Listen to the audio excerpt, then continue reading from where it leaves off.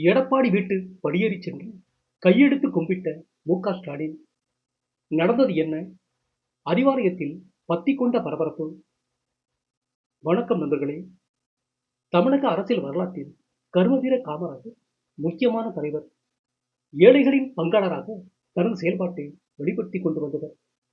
ஆனால் அப்படிப்பட்ட கர்மவீர காமராஜர் உடல்நலம் பாதிக்கப்பட்டிருந்த போது அவரை மெரினா பீச்சில் அடக்கம் செய்ய விடக்கூடாது என்பதற்காகவே இனிமேல் மெரினாவில் யாரையும் அடக்கம் செய்து அதை சுடுகாடாக மாற்றிவிடாதீர்கள் என்று கூறியவர்தான் கருணாநிதி. இப்படியான நிலையில்தான் கடந்த அதிமுக ஆட்சி காலத்தில் கருணாநிதி மரணம் அடைந்த போது அவரது உடலை அண்ணாதுரையின் சமாதிக்கு அருகே அடக்கம் செய்ய வேண்டும் என்று அப்போதைய முதலமைச்சர் எடப்பாடி பழனிசாமியின் வீட்டு படியேறி சென்று தான் கையெடுத்து கும்பிட்டதாக நேற்று ஒரு நிகழ்ச்சியில் பேசினார் முதலமைச்சர் மு.க.ஸ்டாலின். ஆனால் அதற்கு எடப்பாடி பழனிசாமி மறுத்துவிட்டார்.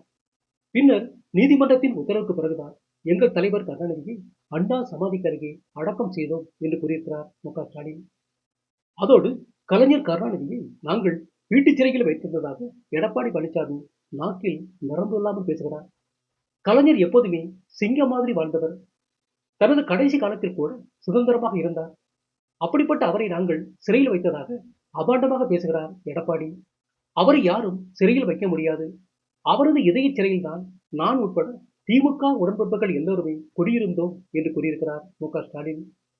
இதையடுத்து நேற்று மு.க.ஸ்டாலினுக்கு நெல்லையில் நடந்த ஒரு அதிமுக பிரச்சார கூட்டத்தில் எடப்பாடி பழனிசாமி ஒரு பதில் கொடுத்திருக்கிறார். அவர் என்ன கூறியிருக்கிறார் என்றால், நான் ஒன்றும் கருணாநிதிக்கு எதிராக செயல்படவில்லை. அவர்தான் கர்ம வீரர் காமராஜின் உடலை மெரினா பீச்சில் அடக்கம் செய்யக்கூடாது என்று கூறினார். மெரினாவை சுடுகாடாக்க வேண்டாம் என்று சொன்னவரே கருணாநிதி தானே. அப்படிப்பட்ட சொன்ன அவரது உடலை மட்டும் எப்படி அங்கு வைக்கலாம்?